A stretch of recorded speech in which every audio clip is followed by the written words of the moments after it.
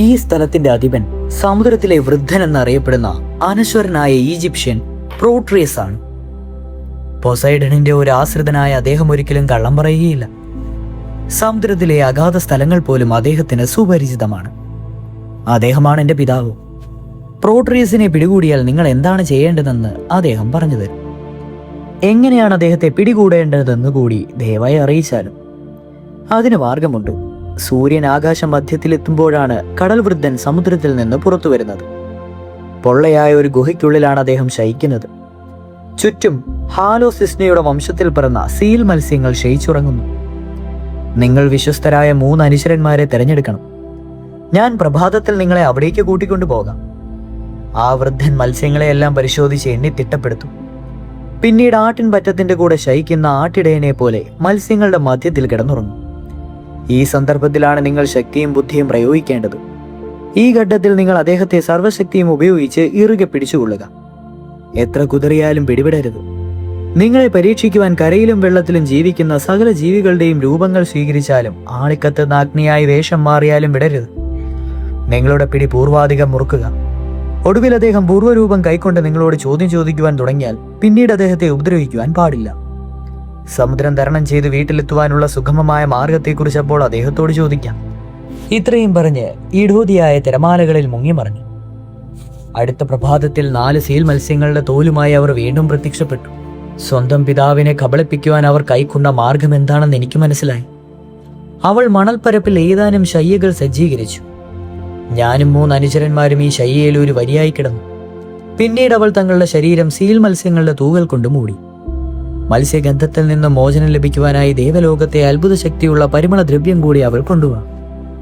പ്രഭാതം കഴിഞ്ഞതോടുകൂടി സീൽ മത്സ്യങ്ങൾ കൂട്ടം കൂട്ടമായി കരയിൽ പ്രത്യക്ഷപ്പെട്ടു. മധ്യാഹ്നത്തിൽ സമുദ്രത്തിലെ വൃദ്ധനും പുറത്തു വന്നു. അദ്ദേഹം സീൽ മത്സ്യങ്ങളെയെല്ലാം എണ്ണി തെറ്റിപ്പെടുത്തിയതിനു ശേഷം വിശ്രമിക്കുവാനായി കിടന്നു. ആ സമയത്ത് ഞങ്ങൾ ഗർജിച്ചുകൊണ്ട് ചാടി വീണ് അദ്ദേഹത്തെ പിടികൂടി. പ്രോട്ടിയസ് ആദ്യം ഒരു ആൺസിംഹത്തിന്റെ രൂപം കൈക്കൊണ്ടു. പിന്നീട് ഒരു സർപ്പം, തുടർന്നൊരു പുള്ളിപ്പുലി, കാട്ടുപന്നി, അരുവിയുടെയും തളർത്തു നിൽക്കുന്ന വൃക്ഷത്തിന്റെയും രൂപത്തിൽ അദ്ദേഹം പ്രത്യക്ഷനായി. അപ്പോഴെല്ലാം ഞങ്ങൾ പിടി പൂർവാധികം ശക്തിപ്പെടുത്തിയതേയുള്ളൂ. സൂത്രങ്ങളൊന്നും ഫലിക്കുന്നില്ലെന്ന് ബോധ്യമായപ്പോൾ അദ്ദേഹം സ്വന്തം രൂപം കൈക്കൊണ്ടു. ഞങ്ങളോട് ചോദിച്ചു, ആറ്റിഡിഡിസ് രാജാവേ, എന്റെ ഹിതത്തിന് വിപരീതമായി എന്നെ ബന്ധിപ്പിക്കുവാൻ ഏതൊരു ദേവനാണ് നിങ്ങളെ സഹായിച്ചത്? നിങ്ങൾക്ക് എന്താണ് വേണ്ടത്? അങ്ങെല്ലാം അറിയുന്നവനാണല്ലോ, പിന്നീട് എന്തിനാണ് എടുത്തു ചോദിക്കുന്നത്? ഞാൻ ഈ ദ്വീപിൽ ബന്ധനസ്ഥനായിരിക്കുകയാണ്. രക്ഷപ്പെടുവാനുള്ള മാർഗം കാണുന്നില്ല. ഞാൻ ഹൃദയം തുറന്ന് അങ്ങയോട് അപേക്ഷിക്കുകയാണ്. എന്റെ മടക്കയാത്രയ്ക്ക് ഏത് ദേവനാണ് തടസ്സമുണ്ടാക്കിയിരിക്കുന്നതെന്ന് അറിയിച്ചാലും ഈ മഹാസമുദ്രത്തിലൂടെ എങ്ങനെയാണ് എനിക്ക് യാത്ര തുടരുവാൻ കഴിയുക? എന്തുകൊണ്ടാണ് നിങ്ങൾ യാത്ര തിരിക്കുന്നതിന് മുമ്പ് സിയൂസ് ദേവനും മറ്റ് അനശ്വര ദേവകൾക്കും ഉചിതമായ യാഗം നടത്താതിരുന്നത്? നിങ്ങളുടെ യാത്ര തടസ്സപ്പെടുവാനുള്ള കാരണം അതാണ്. ഇനി ഒരൊറ്റ പോംവഴിയേ ഉള്ളൂ. നദീതീരത്ത് പോയി അനശ്വര ദേവകൾക്ക് ഉചിതമായ യാഗം നടത്തുക. ഇത് കേട്ടപ്പോൾ എൻ്റെ ഹൃദയം തകർന്നു. കൊടുങ്കാറ്റും പർവ്വത സമാനമായ തിരമാലകളുമുള്ള ആ അഗാധ സമുദ്രത്തിലൂടെ ഒരു മടക്കയാത്ര നടത്തി ഈജിപ്തിലെത്താം. അതെങ്ങനെ സാധിക്കും? എന്നിട്ട് ഞാൻ അദ്ദേഹത്തോട് പറഞ്ഞു, അഭിവന്യനായ പ്രഭു, അങ്ങയുടെ ആജ്ഞ അനുസരിച്ച് ഞാൻ പ്രവർത്തിക്കാം. എനിക്കൊരു കാര്യം കൂടി അറിഞ്ഞാൽ കൊള്ളാമെന്നുണ്ട്. ട്രോയിൽ നിന്ന് ഞങ്ങൾ യാത്ര തിരിച്ചപ്പോൾ ഞാനും നെസ്തോറും വിട്ടിട്ട് പോകുന്ന ഞങ്ങളുടെ അനുയായികൾക്ക് സുരക്ഷിതരായി സ്വദേശത്ത് എത്തിച്ചേർന്നു. അതോ ക്രൂരമായ വിധി അവരെ അപഹരിച്ചു? അദ്ദേഹം മറുപടി നൽകി, അവരിൽ അനേകം പേർ മരിച്ചു, അനേകം പേർ അനാശ്രിതരായി ഉപേക്ഷിക്കപ്പെട്ടു. നിങ്ങൾ തന്നെ സന്നിഹിതനായിരുന്ന ആ ഭീകര സമരത്തിൽ പങ്കെടുത്ത 3 സൈന്യാധിപന്മാരിൽ 2 പേരും മരിച്ചു. ഒരാളിപ്പോഴും ജീവിച്ചിരിപ്പുണ്ട്. വിസ്തൃതമായ സമുദ്രത്തിലടിത്ത് തടവുകാരനാക്കപ്പെട്ടിരിക്കുകയാണ് അദ്ദേഹം. കുറെ പേർ സുരക്ഷിതമായി യാത്ര ചെയ്തു സ്വന്തം നാട്ടിൽ എത്തിച്ചേരുകയും ഉണ്ടായി. എന്റെ ഹൃദയം ദുഃഖം കൊണ്ട് തകർന്നു. പ്രിയപ്പെട്ടവരുടെ ദുർമരണത്തെക്കുറിച്ച് ആ വൃദ്ധൻ എന്നോട് സംസാരിച്ചു. അതിനേക്കാൾ ഹൃദയഭേദകമായ മറ്റേത് വാർത്തയാണ് നമുക്ക് കേൾക്കുവാൻ കഴിയുക? എന്റെ വിഷാദം കണ്ട അദ്ദേഹം എനിക്ക് ധൈര്യം പകർന്നു. ഞാൻ വീണ്ടും ചോദിച്ചു, പ്രഭു, 3ാമതൊരാളുടെ കാര്യം കൂടി എനിക്ക് അറിയേണ്ടതുണ്ട്. ഒരുപക്ഷെ കരകാണാ കടലിൽ അശരണരായി അദ്ദേഹം ഏതെങ്കിലും ഒരു മൂലയിൽ ജീവിച്ചിരിപ്പുണ്ടാകാം, അല്ലെങ്കിൽ മരിച്ചു പോയേക്കാം. പെട്ടെന്ന് കടലിലെ വൃദ്ധൻ എന്റെ മനോഗതം മനസ്സിലാക്കിയിട്ടെന്നവണ്ണം മറുപടി നൽകി. ഇതാക്കിയിലെ ഒഡീസിയസിനെ കുറിച്ചല്ലേ താങ്കൾ ചോദിക്കുന്നത്? അദ്ദേഹം ഒരു ദ്വീപിൽ തടവുകാരനായിരിക്കുന്നു. ആ കണ്ണീർ പൊഴിക്കുന്നത് ഈ കണ്ണുകൊണ്ട് ഞാൻ കാണുന്നുണ്ട്. അപ്സരസായ കലിപ്സോ അദ്ദേഹത്തിന്റെ ഹിതത്തിന് വിപരീതമായി അദ്ദേഹത്തെ തടവിൽ പാർപ്പിച്ചിരിക്കുകയാണ്. കപ്പലോ തുണയ്ക്കോ ആളുകളോ ഇല്ലാതെ നാട്ടിലേക്ക് മടങ്ങുവാൻ അദ്ദേഹത്തിന് കഴിയുകയില്ല. പക്ഷെ മെനീലിയസ് അർഗാസിൽ കിടന്ന് മരിക്കുവാനല്ല അങ്ങയുടെ വിധി. ഇത്രയും പറഞ്ഞതിന് ശേഷം കടൽ വൃദ്ധൻ അഗാധമായ സമുദ്രത്തിൽ മുങ്ങിമറയും. പിന്നീട് എൻ്റെ വിശ്വസ്തരായ അനുചരന്മാരോടൊത്ത് ഞാൻ കപ്പലിൽ തിരിച്ചെത്തി. ഭക്ഷണത്തിന് ശേഷം കടൽത്തീരത്ത് തന്നെ ഞങ്ങൾ ശയിച്ചു.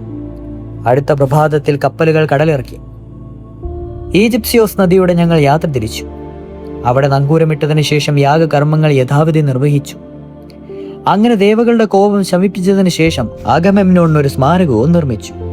ദേവകൾ സഹായിച്ചതിനാൽ പിന്നീടുള്ള യാത്ര വിഷമം കുറഞ്ഞതായിരുന്നു. സുഹൃത്തുക്കളെ, ഇതാണ് എൻ്റെ കഥ. നിങ്ങളോട് എനിക്ക് ഒരു അപേക്ഷയുണ്ട്. 10-12 ദിവസം നിങ്ങളോട് താമസിക്കുക. നിങ്ങൾക്ക് ഞാൻ ഹൃദ്യമായൊരു യാത്രയയപ്പ് നൽകുന്നതാണ്. വിലപിടിപ്പുള്ള നിരവധി പാരിതോഷികങ്ങളും. പ്രഭു ടെലിമാക്കസ് മറുപടി നൽകി. ദയവ് ചെയ്ത് ഇനി അധിക നാൾ ഇവിടെ താമസിക്കുവാൻ ഞങ്ങളെ നിർബന്ധിക്കരുത്.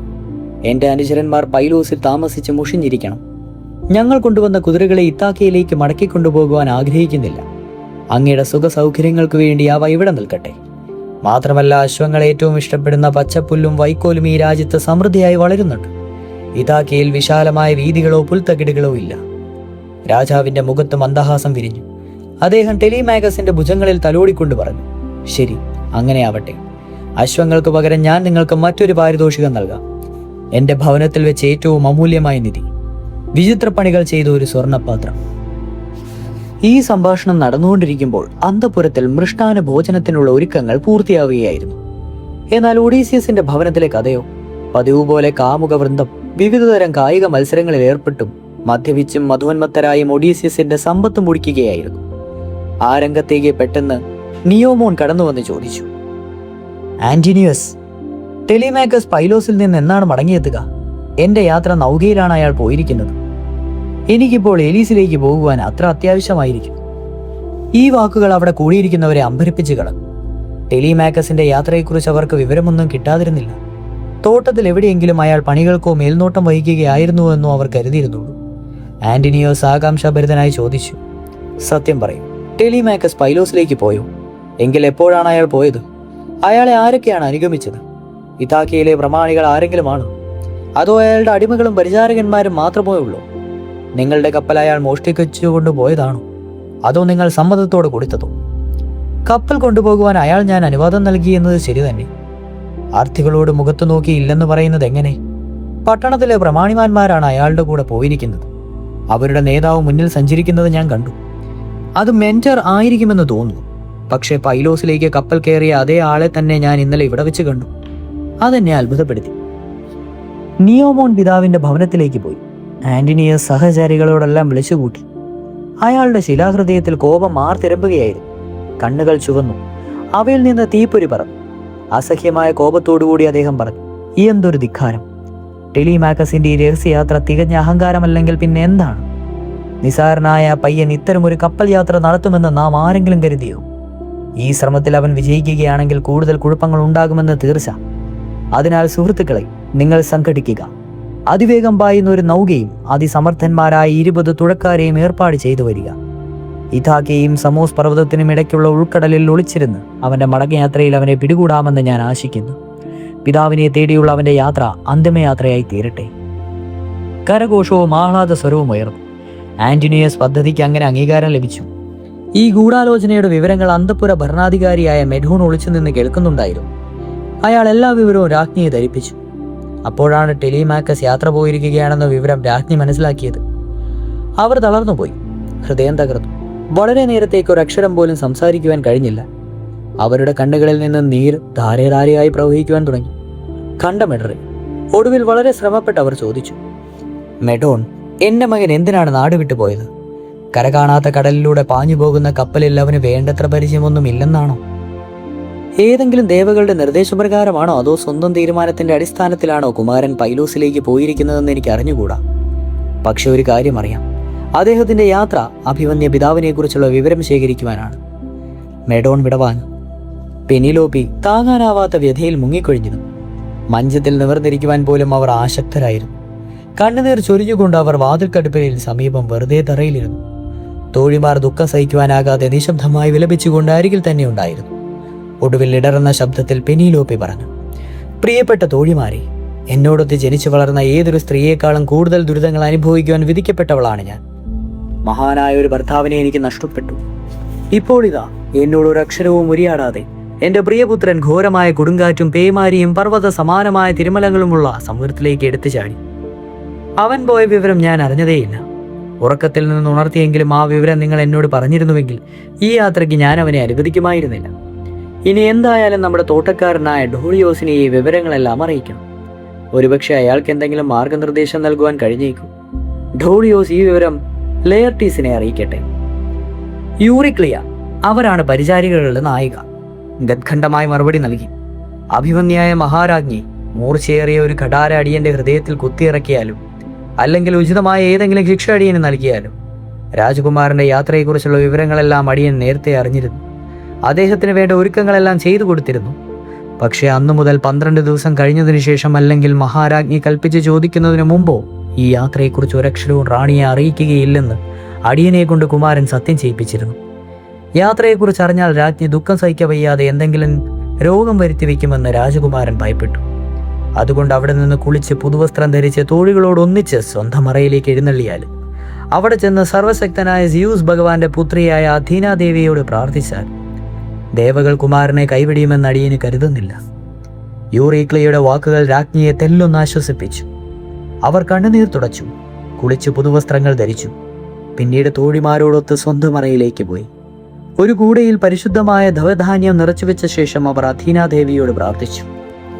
സർവശക്തനായ സിയൂസ് ഭഗവാന്റെ പുത്രിയായ ആൾട്രിട്രോണി, അടിയന്റെ പ്രാർത്ഥന കേട്ടാലും എപ്പോഴെങ്കിലും എൻ്റെ ഭർത്താവ് ഒഡീസിയസ് ഈ ഭവനത്തിൽ വെച്ച് അവിടത്തേക്ക് വിശിഷ്ടമായ മാംസം ബലിയർപ്പിച്ചിട്ടുണ്ടെങ്കിൽ അത് അവിടുന്ന് എനിക്ക് വേണ്ടി ഇപ്പോൾ സ്മരിക്കുകയും എൻ്റെ പ്രിയപുത്രനെ സകലവിധ ആപത്തുകളിൽ നിന്നും കാത്തുരക്ഷിക്കുകയും ഈ ശിലാഹൃദയന്മാരുടെ ഉപദ്രവങ്ങളിൽ നിന്ന് ഈ ഭവനത്തെ മോചിപ്പിക്കുകയും ചെയ്യുവാൻ ദയവുണ്ടാകണേ. രാജ്ഞി ദേവി സ്തോത്രങ്ങൾ ഉച്ചരിച്ചു. ഈ ശബ്ദം കേട്ട കാമുകവൃന്ദം കൈകൊട്ടുകയും ആർത്തട്ടഹസിക്കുകയും ചെയ്തു. പക്ഷേ ആന്റണിയോസ് അതൊന്നും ശ്രദ്ധിക്കുവാൻ ക്ഷമയുണ്ടായിരുന്നില്ല. അയാളുടെ മനസ്സ് പ്രക്ഷുബ്ധമായിരുന്നു. അയാൾ വിദഗ്ധരായി 20 നാവികരെയും സംഘടിപ്പിച്ചുകൊണ്ട് കടൽ തീരത്തേക്ക് പോയി. അവിടെ ഒരു കപ്പൽ യാത്ര തിരിക്കുവാൻ സന്നദ്ധമായി കിടപ്പുണ്ടായിരുന്നു. അവർ കപ്പൽ കടലിലിറക്കി, പായ്മരം നാട്ടി, പായകൾ വിടർത്തിക്കെട്ടി തുഴകൾ യഥാസ്ഥാനം സ്ഥാപിച്ചു. നിലയില്ലാത്ത ഭാഗം വരെ കപ്പൽ കടലിലേക്ക് തീക്കിയതിനു ശേഷം നങ്കൂരമുറപ്പിച്ചു. പിന്നീട് കരയ്ക്ക് വന്ന് ഭക്ഷണം കഴിച്ചു. സന്ധ്യയോടുകൂടി യാത്ര ആരംഭിച്ച അഗാധമായ കടലിന്റെ മുകൾ പരപ്പിലൂടെ കപ്പൽ മുന്നോട്ട് കുതിച്ചു. യഥാസമയം ഇതാക്കയും സമോസ് പർവ്വത നിരകൾക്കുമിടയിലുള്ള കടലിലുക്കി അവിടെ ഘാതക സംഘം താവളമടിച്ചു. പ്രഭാതമായി. ഒളിമ്പിസിൽ ദേവകൾ തങ്ങളുടെ സഭ കൂടുവാനായി ഒത്തുചേർന്നു. സർവശക്തനായ സിയൂസ് തന്റെ സിംഹാസനത്തിൽ ഉപവിഷ്ടനായി. അവിടെ വെച്ച് ഒഡീസിയസിനെ നേരിട്ട വിപത്തിനെക്കുറിച്ചും കഠിനമായ യാതനകളെക്കുറിച്ചും അഥീനാദേവി ഒരു പ്രഭാഷണം നടത്തി. അവർ പറഞ്ഞ് അവസാനിപ്പിച്ചു. ഇപ്പോൾ ഒഡീസിയസ് എണ്ണമറ്റ ദുരിതങ്ങൾ അനുഭവിച്ചുകൊണ്ട് കലിപ്സോയുടെ ദ്വീപിൽ തടവുകാരനായിരിക്കുകയാണ്. അവിടെ നിന്ന് രക്ഷപ്പെടുവാൻ അദ്ദേഹത്തിന് യാതൊരു മാർഗവുമില്ല. ഇപ്പോൾ ആകട്ടെ തന്റെ പിതാവിനെക്കുറിച്ചുള്ള വിവരങ്ങൾ ശേഖരിക്കുവാൻ പുറപ്പെട്ടിരിക്കുന്നു. പുറപ്പെട്ടിരിക്കുന്ന അദ്ദേഹത്തിന്റെ മകൻ ടെലിമാക്കസിനെ ക്രൂരമായി കൊല ചെയ്യുവാൻ ശത്രുക്കൾ തുനിഞ്ഞിരിക്കുകയാണ്. കുമാരി, ഇത്ര കഠിനമായ വാക്കുകൾ എന്തിനാണ് ഉച്ചരിക്കുന്നത്? സിയൂസ് ചോദിച്ചു. നിന്റെ അഭീഷ്ടമനുസരിച്ചല്ലേ ഇതൊക്കെ സംഭവിച്ചത്? പിന്നെ ടെലിമാക്കസ്, അവനെ നിരപായ നാട്ടിലെത്തിക്കുവാൻ നിനക്ക് കഴിയുമല്ലോ. ഗൂഢാലോചനക്കാർ അവരുടെ കപ്പലിൽ തന്നെ മടങ്ങട്ടെ. സിയൂസ് ഭഗവാൻ പുത്രനായ ഹെർമീസിനെ വിളിച്ചു പറഞ്ഞു. ഹെർമീസ്, നീ എൻ്റെ ഒരു സന്ദേശവാഹകനായി കലിപ്സോയുടെ സമീപത്ത് ചെല്ലണം. നമ്മുടെ അലംഘനീയ നിയമമായ നിശ്ചയം കലിപ്സോയെ അറിയിക്കണം. ഒഡീസിയസ് വേണ്ടതിലേറെ യാതനകൾ അനുഭവിച്ചു കഴിഞ്ഞു. ഇനി അയാൾ സ്വന്തം നാട്ടിലേക്ക് മടങ്ങിക്കൊള്ളട്ടെ. പക്ഷേ മനുഷ്യനോ ദേവകളോ അയാളെ അനുഗമിക്കുവാൻ പാടില്ല. ഒരു ചങ്ങാടം നിർമ്മിച്ച് അതിൽ അയാൾ യാത്ര ചെയ്യട്ടെ. വളരെയേറെ വിഷമം പിടിച്ച ഒരു യാത്രയായിരിക്കുമെന്നും നാം വിസ്മരിക്കുന്നില്ല. 20 ദിവസത്തിന് ശേഷം അയാൾ ഫീഷ്യന്മാരുടെ വിഭവസമൃദ്ധമായ ഷെറിയ രാജ്യത്തിലെത്തും. അവിടെ അവർ അദ്ദേഹത്തെ ഒരു ദേവനെ പോലെ സ്വീകരിക്കും. അവരുടെ സ്വന്തം കപ്പലിൽ അകമ്പടിയോടെ നാട്ടിലേക്ക് അയക്കുകയും ചെയ്യും. ട്രോയിൽ നിന്ന് നിരപായ നാട്ടിലെത്തിയിരുന്നുവെങ്കിൽ കൂടെ കൊണ്ടുപോകാമായിരുന്നതിനേക്കാൾ വളരെയേറെ വിശിഷ്ടമായ പാരിതോഷികങ്ങൾ, സ്വർണവും സമ്പത്തും അവർ അയാൾക്ക് നൽകും. ഇതേ രീതിയിൽ നാട്ടിലെത്തി ബന്ധുക്കളെ സന്ധിക്കണമെന്നാണ് അയാളുടെ വിധി. പിതാവിന്റെ ആജ്ഞ ലഭിച്ച മാത്രയിൽ തന്നെ ഹെർമിസ് തയ്യാറായി കഴിഞ്ഞു. ഋതുഭേദമന്യേ ഭൂമിയുടെ ഏതു ഭാഗത്തും ഞൊടിയിടയിലെത്തുവാൻ ശക്തിയുള്ള സ്വർണ്ണ നിർമ്മിതമായ മാന്ത്രിക പാതുകങ്ങൾ അദ്ദേഹം അണിഞ്ഞു. ഉറങ്ങിക്കിടന്നവരെ ഉണർത്തുവാനും ജാഗരൂകരായിരിക്കുന്നവരെ നിദ്രാധീരനാക്കുവാനും കഴിവുള്ള മാന്ത്രിക ദണ്ഡും ധരിച്ചു. പിന്നീട് പീറിയായുടെ ശിഖരത്തിൽ കയറി ഒരു കഴുകനെ പോലെ വായുമണ്ഡലത്തിൽ പിളർന്ന് സമുദ്രത്തിലേക്ക് പാഞ്ഞു. അധികം താമസിയാതെ അദ്ദേഹം വിദൂരമായ കലിപ്സോയുടെ ദ്വീപിലെത്തി. കലിപ്സോ അവളുടെ ഗുഹയിൽ തന്നെ ഉണ്ടായിരുന്നു. മനോഹരവും സമൃദ്ധവുമായ കേശഭാരം ഇരുവശത്തേക്കും ഒഴുകി വീണ് കിടന്നിരുന്നു. ഗുഹയ്ക്കുള്ളിലെ മനോഹരമായ നെയ്ത്തിന്ത്രണിൽ വെച്ച് അവൾ മധുരഗാനം ആലപിച്ചുകൊണ്ട് നെയ്യുകയായിരുന്നു. സുഗന്ധവൃക്ഷങ്ങളുടെ വിറക് ആളിക്കൊത്തിക്കൊണ്ടേയിരുന്നു. അങ്ങനെയുള്ള അഗ്നികുണ്ഡത്തിൽ നിന്ന് ദിവ്യമായ പരിമളം ദ്വീപിലെങ്ങും പറന്നുയർന്നു. ദിവ്യസുഗന്ധം വമിക്കുന്ന അത്ഭുത വൃക്ഷം നിറഞ്ഞ ഒരു കുറ്റിക്കാട് ആ ഗുഹയെ ആവരണം ചെയ്തു നിന്നിരുന്നു. മത്സ്യങ്ങളെ വേട്ടയാടി ക്ഷീണിച്ച കടൽക്കാരകളും മുഖങ്ങളും നായാട്ടുപക്ഷികളും വൃക്ഷക്കൊമ്പുകളിൽ വിശ്രമിക്കുന്നുണ്ടായിരുന്നു. ഗുഹയുടെ കവാടത്തിന് മുകളിൽ മുന്തിരിക്കുലകൾ സമൃദ്ധമായി വിളഞ്ഞു തൂങ്ങിയിരിക്കുന്നു. ഗുഹയ്ക്ക് ചുറ്റുമുള്ള പ്രദേശങ്ങളുടെ ഗുജലാഹാരമായി കാട്ടരുവികളും കളകളം പൊയ്തു കൊടുക്കുകയായിരുന്നു. സുഗന്ധവാഹിയായ പൂക്കളും വഹിച്ചുകൊണ്ടിരുന്ന ചെടികൾ കാറ്റിൽ തലയാട്ടിയിരിക്കുന്ന ദേവകളുടെ മനസ്സിൽ പോലും പുളകമണിയിക്കുവാൻ പര്യാപ്തമായ ഒരു സുന്ദര ഭൂവഭാഗമായിരുന്നു അവിടം. അല്പനേരം പ്രകൃതി സൗന്ദര്യം ആസ്വദിച്ചുകൊണ്ട് ഹെർമീസ് അവിടെ നിന്നുപോയി. ഹെർമീസിനെ കണ്ടയുടൻ കലിപ്സോ അദ്ദേഹത്തിന് ഹൃദയാംഗമായ സ്വാഗതമരളി.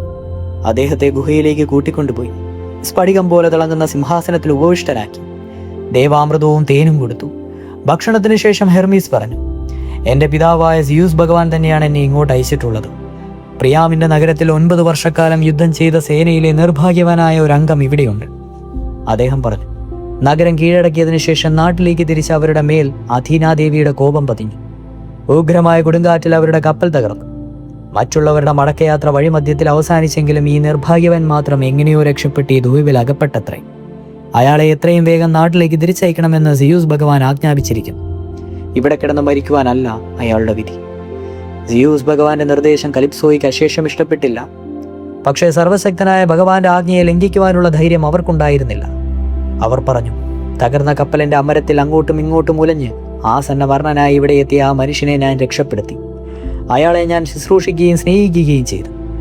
എന്നെപ്പോലെ അയാളെ ദേവഗണത്തിലെ ഒരു അംഗമാക്കി തീർക്കണമെന്ന് ഞാൻ ആഗ്രഹിച്ചു. പക്ഷേ സിയൂസ് ഭഗവാന്റെ തീരുമാനം അലംഘനീയമായല്ലോ. അതുകൊണ്ട് തിരമാലകൾ ആർത്തട്ടഹസിക്കുന്ന ഘോര സമുദ്രത്തിന്റെ മുകളിലൂടെ പിശാചിന്റെ നാട്ടിലേക്ക് അയാൾ പൊയ്ക്കൊള്ളട്ടെ. അയാൾക്ക് നാട്ടിലെത്തുവാൻ എനിക്ക് കഴിയുന്ന സഹായം ഞാൻ ചെയ്തു കൊടുക്കും. ശരി, അയാൾ എത്രയും വേഗം യാത്ര തിരിക്കട്ടെ. സർവശക്തനായ സിയൂസ് ഭഗവാന്റെ കോപത്തെക്കുറിച്ച് വിസ്മരിക്കാതിരിക്കുക. ഹെർമീസ് യാത്ര പറഞ്ഞു പിരിഞ്ഞു. ഒഡീസിയസ് ഇതേസമയം കടൽത്തീരത്തൊരിടത്ത് ഏകാനായി കണ്ണൊഴിച്ചിരുന്നു. കലിപ്സോ ഒഡീസിയസിന്റെ അരികിലെത്തി. ഹേ സാധു മനുഷ്യ, ഇനി നിങ്ങൾ ഇവിടെ കരഞ്ഞുകൊണ്ടിരിക്കേണ്ട ആവശ്യമില്ല. എത്രയും വേഗം സന്തോഷത്തോടുകൂടി നിങ്ങളുടെ നാട്ടിലേക്ക് യാത്രയാവുക. ഏതാനും മരങ്ങൾ മുറിച്ച് ശരിയായ ആകൃതിയിൽ ചെത്തി അവയെ കൂട്ടിക്കെട്ടി ഉറപ്പുള്ള ഒരു ചങ്ങാടം നിർമ്മിക്കുക.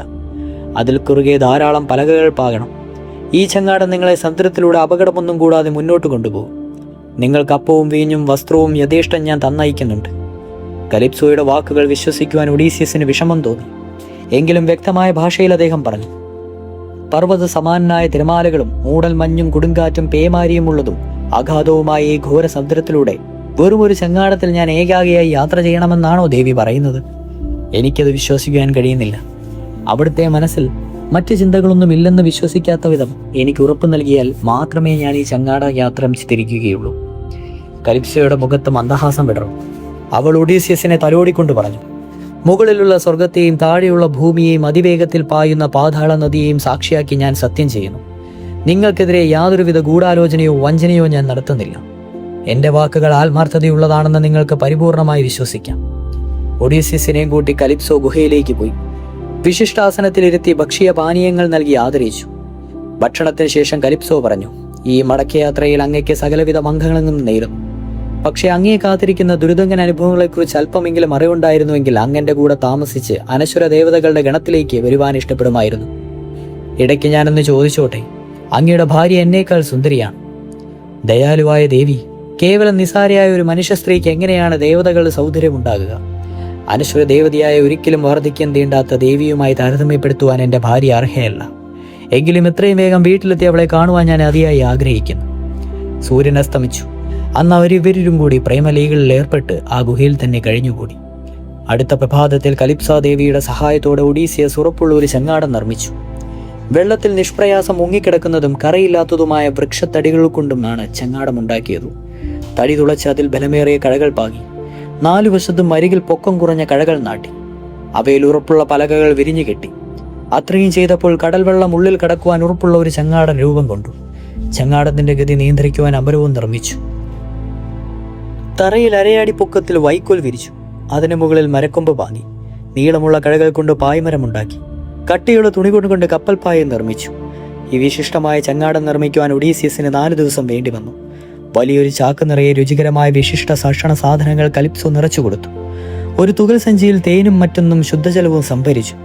യാത്രയ്ക്ക് അനുകൂലമായ കാറ്റും സൃഷ്ടിച്ചു വിട്ടു. യാത്രയ്ക്ക് മുമ്പ് കലിപ്സോ ഓർമ്മിപ്പിച്ചു, യാത്രാവേളയിൽ ധ്രുവനക്ഷത്രത്തിന്റെ വലതുവശം നോക്കി വേണം പോകുവാൻ. അങ്ങനെ ഒഡീസിയസിന്റെ യാത്രാനൗക അഗാധമായ കടലിലൂടെ മുന്നോട്ട് കുതിച്ചു. 17 ദിവസം ഒരു കുഴപ്പവുമില്ലാതെ കടന്നുപോയി. 18-ാം ദിവസം ഒഡീസിയസ് ഫിഷ്യൻ രാജ്യത്തിന്റെ ഏറ്റവും അടുത്തെത്തി. അവിടെയും കണക്കറ്റ ദുരിതം അദ്ദേഹത്തെ കാത്തിരിപ്പുണ്ടായിരുന്നു. എത്യോപ്യൻ സന്ദർശനം കഴിഞ്ഞ് മടങ്ങുവാനെത്തിയിരുന്ന ഉഗ്രദേവൻ ഒഡീസിയസിനെ കണ്ടു. അദ്ദേഹത്തിന്റെ മനസ്സിൽ രോക്ഷം നുരഞ്ഞു പൊന്തി. ഒഡീസിയസിനെ വെറുതെ വിടുവാൻ അദ്ദേഹം ഒരുക്കമായിരുന്നില്ല. പുതിയ കുഴപ്പങ്ങൾ സൃഷ്ടിക്കുവാൻ തന്നെ അദ്ദേഹം ഉറച്ചു. ദേവൻ മേഘങ്ങളെയെല്ലാം ശേഖരിച്ചു. തൃശൂലം കൊണ്ട് അഗാധമായ സമുദ്രത്തെ ഇളക്കി മറിച്ചു. കൊടുങ്കാറ്റുകളെയെല്ലാം ഒന്നഴിച്ചു വിട്ടു. കരയും കടലും മേഘങ്ങൾ കൊണ്ട് മറച്ചു. അന്ധകാരം ആകാശത്തോടി അണഞ്ഞു. കിഴക്കൻ കാറ്റും തെക്കൻ കാറ്റും പരസ്പരം കൂട്ടിമുട്ടി. പടിഞ്ഞാറൻ കാറ്റും ഉഗ്രവുമായ അലറിക്കൊണ്ട് ആഞ്ഞടിച്ചു. സമുദ്രത്തിൽ പർവ്വതകാരത്തിലുള്ള തിരമാലകൾ ഉയർന്നു. ദിഗന്തം തകരമാറ ഭയങ്കര ശബ്ദങ്ങൾ ഉയർന്നു കേട്ടു. ഒഡീസിയസിന്റെ ധൈര്യം ചോർന്നു പോകുവാൻ തുടങ്ങി. അദ്ദേഹം നിസ്സഹായനായി.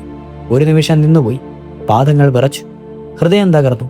ട്രോജൻ രണഭൂമിയിൽ തന്റെ അവസാനം കണ്ടിരുന്നുവെങ്കിൽ എന്ന് അദ്ദേഹം ആഗ്രഹിച്ചു. പർവ്വതകാരത്തിലുള്ള ഒരു തിരമാല ഓടി വന്ന് ഒഡീസിയസിന്റെ ചങ്ങാടത്തിലെ പമ്പരം പോലെ കറക്കി. അമരത്തിലുള്ള പിടിവിട്ട് അദ്ദേഹം വെള്ളത്തിൽ തെറിച്ചു വീണു. ഉഗ്രമായ കൊടുങ്കാറ്റിൽ പായ്മരം നടുവേ മുറിഞ്ഞു. കപ്പൽ പായകൾ കെട്ടുവിട്ടി കീറി ദൂരെ പറന്നുപോയി. അഗാധമായ ഉറപ്പുവെള്ളത്തിൽ എത്രയോ നേരം ഒഡീസിയസ് അർദ്ധപ്രാണനുമായി തുടിച്ചു നിന്നു. വസ്ത്രങ്ങൾ നനഞ്ഞു കുതിർന്ന അദ്ദേഹത്തെ താഴേട്ടേക്ക് വലിച്ചു. നിവർന്നു നിൽക്കുവാൻ പോലും പ്രയാസം നേരിട്ടു. കുടിച്ച ഉപ്പുവെള്ളം മുഴുവൻ അദ്ദേഹം ഛർദ്ദിച്ചു. ഒരു കണക്കിൽ നീന്തി തുടിച്ച് ജലപ്പരപ്പിൽ എത്തുകയും ചെയ്തു. അപ്പോഴും തിരമാലകൾ തലയ്ക്ക് മുകളിൽ ആർത്തിലറി സംഹാരതാണ്ഡവം നടത്തുകയായിരുന്നു. മരണത്തെ ഒഡീസിയസ് തൊട്ടുമുന്നിൽ കണ്ടു. എങ്കിലും അവസാന ശ്രമമെന്ന നിലയിൽ സകല ശക്തിയും സംഭരിച്ച് തുഴഞ്ഞു നീങ്ങി അദ്ദേഹം ചെങ്ങാടത്തിൽ പിടികൂടി. ഒരു കണക്കിന് അതിന്റെ മുകളിൽ കയറി ഇരിപ്പുറപ്പിച്ചു. വടക്കൻ കാറ്റ് ചെങ്ങാടത്തിനെ തിരമാലകൾക്കിടയിൽ കൂടി വട്ടം കറക്കി. തെക്കൻ കാറ്റ് അതിനെ വടക്കൻ കാറ്റിനും അനുഭവം വെക്കാതിരുന്നു. കിഴക്കൻ കാറ്റ് ചെങ്ങാടത്തെ പടിഞ്ഞാറൻ കാറ്റിന്റെ മുമ്പിലേക്ക് ചുഴറ്റിയെറിഞ്ഞു. ഈ കളി കുറേ നേരം തുടർന്നു.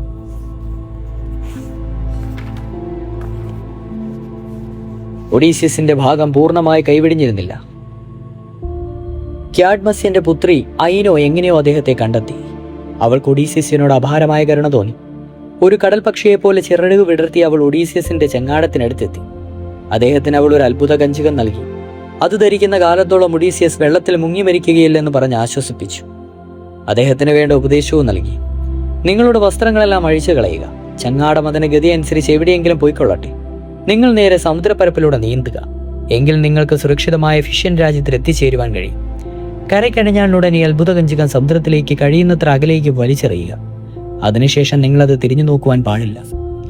ഓടിയണഞ്ഞ ഒരു തിരമാലയ്ക്കുള്ളിൽ ദേവി അപ്രത്യക്ഷയായി. അധികം താമസിച്ചില്ല. പർവ്വതാകാരത്തിലുള്ള തിര അലറി വന്ന് ഒഡീസിയസിന്റെ ചെങ്ങാടത്തിനെ കെട്ടുപൊട്ടിച്ച് അതിനെ ചിന്നിച്ചിതറപ്പിച്ചു. എങ്ങനെയോ ഒരു ഉരുൾത്തടിയിൽ കയറിപ്പറ്റുവാൻ അദ്ദേഹത്തിന് കഴിഞ്ഞു. ഐനോയുടെ നിർദ്ദേശപ്രകാരം വസ്ത്രങ്ങളെല്ലാം അദ്ദേഹം അഴിച്ച് ദൂരത്തെറിഞ്ഞു. പിന്നീട് തനിക്ക് ലഭിച്ച അത്ഭുത കഞ്ചകവും അണിഞ്ഞ് കരയിലേക്ക് നീന്തി. ഇത് കണ്ട പൊസൈഡൻ സ്വയം മന്ത്രിച്ചു, അത് കൊള്ളാം, ഇതിനകം വേണ്ടുവോളം ദുരിതങ്ങൾ അനുഭവിച്ചു കഴിഞ്ഞു. ഇനി വെള്ളത്തിൽ മുങ്ങിയും പൊങ്ങിയും കരക്കെത്താമെങ്കിൽ ആയിക്കൊള്ളൂ. പക്ഷെ നിന്റെ ദുരിതങ്ങളെല്ലാം അവസാനിച്ചു എന്ന് വ്യാമോഹിക്കേണ്ട. 2 ദിവസം മരണത്തെ മുന്നിൽ കണ്ട് നീന്തിത്തടിച്ച് സമുദ്രത്തിലെത്തിപ്പെട്ട ഒഡീസിയസ് കഴിഞ്ഞുകൂടി. ഒടുവിൽ തെല്ലകലെ കരദൃഷ്ടിയിലെത്തപ്പോൾ അദ്ദേഹത്തിന് അവർണ്ണീയമായ ആഹ്ലാദമുണ്ടായി. നവോന്മേഷം കൈവന്നു. ആവേശത്തോടെ അദ്ദേഹം കരയിലേക്ക് നീന്തി. തീരത്തിനുള്ള ശബ്ദം കേൾക്കത്തക്ക വിധം അദ്ദേഹം കരയോടെത്തി. അല്പം ശ്രദ്ധിച്ചപ്പോൾ തിരമാലകൾ പാറകളിലേക്ക് ഇടിച്ച് ചിന്നിച്ചിതെറിപ്പിക്കുന്ന ശബ്ദമാണ് ചെവിയിൽ വന്നലച്ചത്. തിരമാല അദ്ദേഹത്തെ പൊക്കിയെടുത്ത് ഒരു പാറയിലേക്ക് എറിയുന്നാൽ അതോടെ കന്നു തീരും. തന്റെ ദുരിതങ്ങൾ അവസാനിച്ചിട്ടില്ലെന്ന് ചിന്തിച്ച് ഒഡീസിയസ് നിരാശനായി. പെട്ടെന്ന് വലിയൊരു തിര പാഞ്ഞു വന്ന അദ്ദേഹത്തെ ആ പാറകൾ നിറഞ്ഞ കടോരത്തിലേക്ക് വലിച്ചെറിഞ്ഞു. നിമിഷങ്ങൾക്കകം ഒഡീസിയസിന്റെ ബുദ്ധി ഉണർന്നു പ്രവർത്തിച്ചു. ഒരു പാറയുടെ നേർക്ക് പാഞ്ഞു ചെന്ന് 2 കൈകൾ കൊണ്ട് അതിൽ അള്ളിപ്പിടിച്ച ശേഷം തിര പിൻവാങ്ങുന്നതുവരെ അവിടെ കിടന്നു. പക്ഷെ തിര മടങ്ങിയെത്തിയതോടെ പാറയിൽ നിന്നുള്ള പിടിവിട്ടുപോയി. വീണ്ടും അദ്ദേഹം സമുദ്രത്തിൽ പതിച്ചു. അപകടം മുന്നിൽ കണ്ട ഒഡീസിയസ് സർവ്വശക്തിയും ഉപയോഗിച്ച് നീന്തി മറ്റൊരു ഭാഗത്തെത്തി. ഒരു നദിയുടെ പതനമുഖമായിരുന്നു അത്. അദ്ദേഹം നദീദേവനെ സ്തുതിച്ചു, പ്രാർത്ഥിച്ചു, പ്രീതിപ്പെടുത്തി. നദി അതിന്റെ ഒഴുക്കിൽ പെട്ടുനിന്ന് തീർന്നു. ഒഡീസിയസ് വളരെ വിഷമിച്ച് നദീമുഖത്തിന് കടിഞ്ഞ് തന്നെ കരയിൽ കയറി അവശനായി കിടന്നുപോയി. കൈകാല് കുഴഞ്ഞു കഴിഞ്ഞിരുന്നു. ശരീരം ആസകലം വിങ്ങിയിരുന്നു. മൂക്കിൽ നിന്നും വായിൽ നിന്നും ഉപ്പുവെള്ളം പുറത്തേക്ക് വരുന്നൊഴുകി. ശബ്ദമടഞ്ഞ അദ്ദേഹം പ്രജ്ഞാശൂന്യയിൽ നിലംപതിച്ചു. അധികം വൈകാതെ ഒഡീസിയസിന് ബോധം തെളിഞ്ഞു. പെട്ടെന്ന് അദ്ദേഹം ഐനോയുടെ വാക്കുകൾ ഓർത്തു. അത്ഭുത കഞ്ചകത്തെ തിരിഞ്ഞു നോക്കാതെ സമുദ്രത്തിലേക്ക് വലിച്ചെറിഞ്ഞു. പിന്നീട് കരയിലേക്ക് എഞ്ഞു. പുൽച്ചെടികളും പുറത്തു വീണു കരയെ ചുംബിച്ചു. അല്പസമയത്തിനു ശേഷം ഏറ്റവും അടുത്തുള്ള ഒരു കുറ്റിക്കാട്ടിനുള്ളിൽ കടന്ന് നിലത്ത് പൊഴിഞ്ഞു വീണ ഇലകൾ കൊണ്ടൊരു കിടക്ക നിർമ്മിച്ചു. കരിയിലകൾ കൊണ്ടുള്ള തന്നെ ശരീരം മൂടുവാനുള്ള പുതപ്പും തയ്യാറാക്കി. ക്രമേണ ഗാഠനിദ്രയിൽ ലയിച്ചു. തുടരും.